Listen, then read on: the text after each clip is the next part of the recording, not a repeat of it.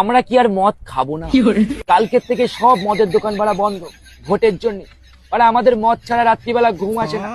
বাড়া যেখানে যাচ্ছি বলতে মদ এখন বন্ধ, 9 দিন পরে বাড়া মদ পাবো। এটা কোনো কথা? আমরা কি একবারও বলেছি কাকুজি আমরা ভোট দেবো না? দেবো তো বল না।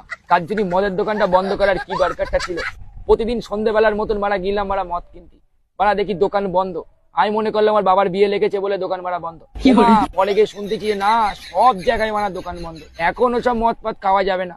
আমাদের রাত্রিবেলা মদ ছাড়া ঘুম হয় না। বিশ্বাস করুন কাকু, একদিনের জন্য অন্তত একটু খুলে দিন, তারপর দেখুন মারা ভোট মারা দেখ করে দিয়ে দেবো। আমাদের কথা নাই বাড়া, তোমরা ছেড়েই দাও। আমরা বাড়া অকেশানে খাই, কিন্তু যারা বাড়া পার মাথা রাত্রিবেলা যাদের বাড়া বাংলা ছাড়া ঘুম হয় না, তারা বাড়া বাড়ি গিয়ে বউরে বলতে পারা মদ দেবো, ফেলে বাড়া বাড়িতে বার করে দেবো।